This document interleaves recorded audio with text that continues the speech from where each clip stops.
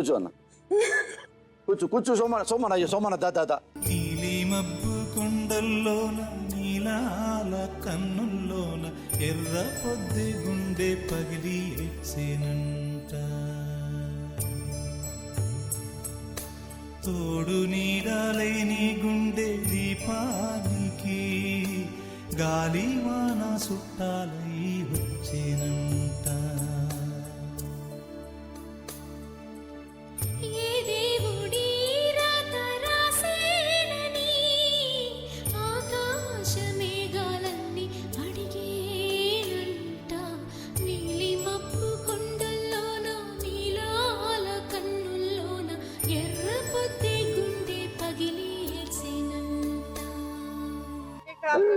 కూర్చుదా నేను మాడతారా నీతో నేను మాడతారా దా కూర్చుదా నేను మాట్లాడతా బాగుండదా నువ్వు రా కూర్చో బాగుండదురా కూర్చోదా కూర్చోదా కూర్చో మెల్ల కూర్చుదా ఇద్దరు ఓ కాలమా ఇది నీ జాలమా ఓ కాలమా ఇది నీ జాలమా మమతలు పెంచి మనసులు విరిచి చెలగాటమాడతావు న్యాయమా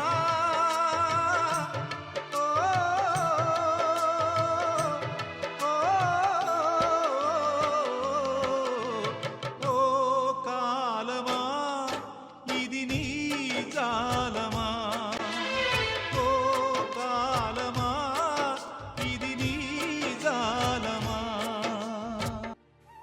యాకూబ్ రానన్న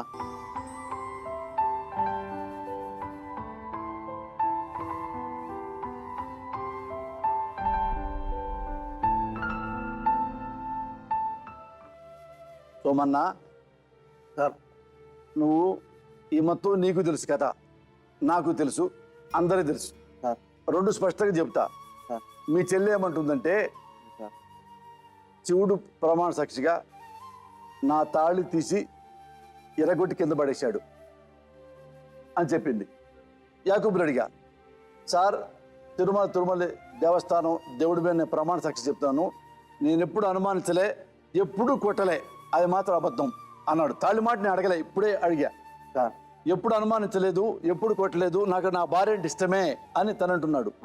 తను కూడా ఏముంటుందంటే విడాకులేమంటలే, నాకు ఇష్టమే కానీ తెగ అనుమానిస్తాడు, తెగ కొడతాడు, తాళి కూడా తెప్పి కింద పడేశాడు, మామేమో నువ్వు గుడ్డు ముద్దాను అంటాడు, మగవాళ్ళు ఎక్కువ ఉన్నాడు అంటాడు, ఇన్ని అవమానిస్తున్నారు అని ఏమంటుంది. అతనేం నేనేం చేయలేదు అంటున్నాడు, ఈ అమ్మాయి అన్ని చేసావని చెబుతుంది. మరి నువ్వు నిజాయితీ పరుడివే అయితే నువ్వు రాసిన ప్రతి పేపర్లో కూడా నువ్వు ఏం చేసావు అని రాస్తావు. మెయింటెనెన్స్ కేసు ఆ అమ్మాయి వేసింది, విత్డ్రా చేసుకుంది అన్న మ్యాటర్ రాసావు, కానీ పెద్దల ముందు నేను 2,60,000 ఇస్తాను అని చెప్పి ఒప్పుకున్నాను అన్న మ్యాటర్ ఎందుకు రాయలేదయ్యా? సంతకం పెట్టావు కదా నువ్వు, ఎందుకు రాయలేదు ఆ మ్యాటర్? అది చెప్తారు మీకు, అది చెప్తారు. వినవయ్యా, నువ్వు రాయట్లేదు అని అంటే నీకు ఎప్పటికీ కూడా ఒక బిహైండ్ ఒక ప్లే గేమ్ చేస్తున్నావు. అదేంటంటే ఆ డబ్బు ఎగ్గొట్టాలి. ఇందులో రాసింటే డెఫినెట్గా కూడా నువ్వు నీ భార్య కావాలి అని అనుకున్నవాడివి, అప్పుడు ఈ డబ్బులకి ఎందుకు ఒప్పుకున్నావని జడ్జి గారు నిన్ను అడుగుతారని నీకు తెలుసు,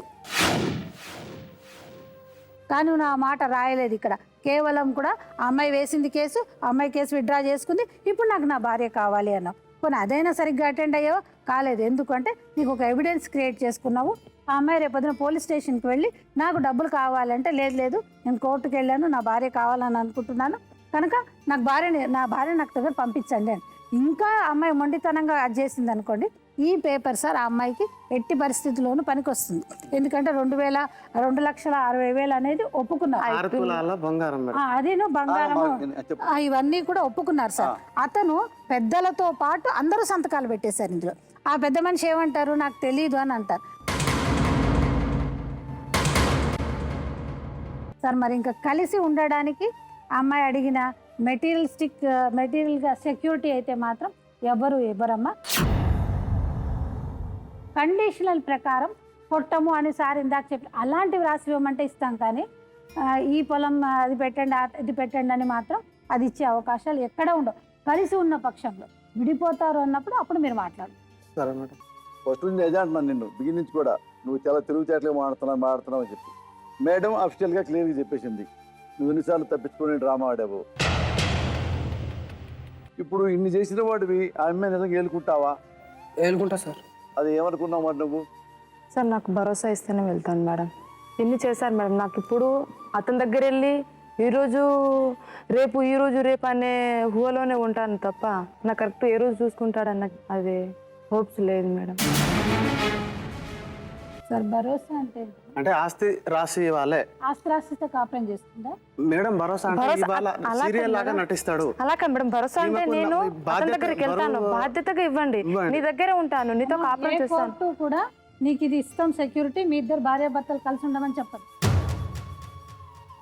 ఆస్తులు రాసి 10 లక్షలు డిపాజిట్ ఆడమగలు పంచాయతీ జరిగే అనుకున్నారు అనుకుంటే అక్కడ దాకా మీరే పోయి క్యాష్ ఉందా వాళ్ళ దగ్గర? లేకుండా సార్ మీకు నచ్చినట్టు చేయండి. రెండు చేయగలం ఇక్కడ మేము. చెప్పండి సార్. ఒకటి, మీ ఇద్దరు కలిసి ఉంటే అతను అన్నీ రాస్తా అన్నాడు. నా భార్యను చనిపోయేదాకా నేను వదిలిపెట్టను, బిడ్డలు పుట్టినా పుట్టకపోయినా నా భార్యను వదిలిపెట్టను, వేరే పెళ్లి చేసుకోను, మోసం చేయను, చేస్తే నా మీద యాక్షన్ తీసుకో అని చెప్తున్నాడు. ఇంకెప్పుడు తప్పు చేయను, ఇంకెప్పుడు కొట్టను, ఇంకెప్పుడు అనుమానించను, బాగా చూసుకుంటా అన్నాడు. అదొక ఆప్షను. లేదు ఇది నమ్మకం లేదంటే 2 విడాకులు.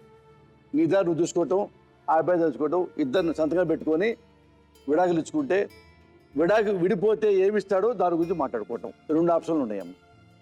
జెన్యున్గా మేమేం కోరుకుంటామంటే కలిసి ఉండాలని కోరుకుంటాం. ఎందుకంటే నువ్వు చిన్నపిల్లవి, ఆ అబ్బాయి చిన్నపిల్లడు, ఎంత దుర్మార్గుడైనా మారతాడు అని నమ్మకం మాకు ఉంటుంది సార్. ఎక్కడోసారి మారతాడు సార్. మేము తప్పులు చేసాం, మేమంతా ఉత్తమ శ్రీరామచంద్రులం కాదు. మేము తప్పులు దిద్దుకుంటూ వెళ్తున్నాం సార్, మీరు తప్పులు పెంచుకుంటూ వెళ్తున్నారు. అనుమానం పెంచుకుంటూ వెళ్తున్నారు, ఆవేశాలు పెంచుకుంటూ వెళ్తున్నారు. తప్పు చేశాడు, ఒప్పుకుంటున్నాడు, నేను తప్పు చేశా, ఇంక తప్పులు చెయ్యా. మీ అమ్మాయి ఉంది, నాకు నమ్మకం లేదు సార్. నమ్మనప్పుడు ఏం చేయాలమ్మా? భరోసా ఇచ్చే ఊరికి కాపురం చేయరు సార్. అది సంసారం అవుతుంది, వ్యభిచారం అవుతుంది. వద్దు, నేను ప్రశాంతంగా ఉంటాను, అతను నాకు వద్దు అనుకుంటే నీ దారిని చూసుకొని నాకేమి ఇస్తాడో చెప్పండి సార్ అంటాం పద్ధతి. అది విడాకులు సంతకాలు పెట్టి అప్పుడు చూసుకోవచ్చు సార్. నాకు భరోసా ఇవ్వనంటున్నాడు కాబట్టి నేను విడాకులు తీసుకోవడానికి సిద్ధంగా ఉన్నాను. నువ్వు విడాకులు తీసుకుంటావు నాన్న. ఆ అమ్మాయి ఏముంటుందంటే, భరోసా మీరు ఇవ్వకపోతే నేను విడాకులు తీసుకుంటానంటుంది. ఆల్రెడీ విలేజ్లో పంచాయతీ తీర్మానం అయిపోయింది విడిపోవడానికి. ఏం విడిపోయిందంటే 2,60,000కి తెలిసినా తెలియపడి సంతకం మీరు పెట్టేశారు. నువ్వేం తెలివిగా ఏంటంటే నాకు పెళ్ళాం కావాలన్నారు, అయ్యానకే పుట్టడానికి. మా తమ్ముడు చెప్పారండి, ఇలా మీ ఇంటి వెనక జరుగుతుంది, వేరే వాళ్ళు ఎవరు వస్తున్నారు అని చెప్పారు. ఎవరి కోసం? మా వైఫ్ కోసం. లైట్ తీసి స్నానానికని వెళ్తున్నానని చెప్పి వెనకెళ్ళి లైట్ తీసిందండి. లైట్ తీసుకున్న తర్వాత వేరే అతను ఒక అబ్బాయి వచ్చి గోడ మీద కూర్చొని ఇద్దరు కూర్చొని మాట్లాడుతున్నారు. నీకు చాలామంది అమ్మాయిలతో అక్రమ సంబంధాలు ఉన్నాయి. ఫస్ట్ నువ్వు ఎంత రసికుడివి. వేరే ఒక అమ్మాయిని ఏదో చేస్తుండగా ఊళ్ళో వాళ్ళు కొట్టారా లేదా? నేను ఓన గోడెక్కారని చెప్పావు. గోడెక్కితే పెళ్ళాన్ని వదిలేసేవాడు ప్రపంచం నిన్ను చూశా. వేరే వాడి పెళ్ళాలతో మాట్లాడాలని, ఆమె చేసుకోవాలని నీకెందుకు కలిగిందా కోరిక అసలు? ఓకే, నువ్వు దాంతో తిరుగుతూ ఉండు, ముగ్గురు కలిసి ఉన్నాము, నేను ఇదే ఇంట్లో ఇంకో నేను కూడా బాయ్ ఫ్రెండ్ పెట్టుకుంటాను అని భరిస్తావా? సిగ్గుపడవా? సార్ ఏం మర్చిపోయా నువ్వు? మనిషివా పశువా? చాలా ఉన్నాయి సార్. మా అమ్మట వెళ్తాడు అసలు చాలా మంది సార్, బొచ్చడు మంది. 24 గంటలు ఫోన్ మాట్లాడుతూనే ఉంటాడు. ఎవరంటే నాతో మాట్లాడుతున్నా.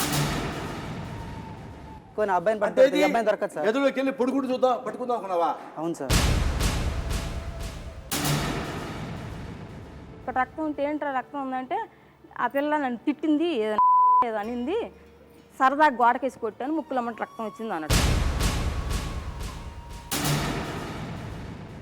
ఒక భార్యాభర్తల కుటుంబాన్ని నువ్వు చాలా నాశనం చేస్తావమ్మా నువ్వు. నేను వాళ్ళ లైఫ్లోకి రావడానికి కారణం ఆ అమ్మాయే.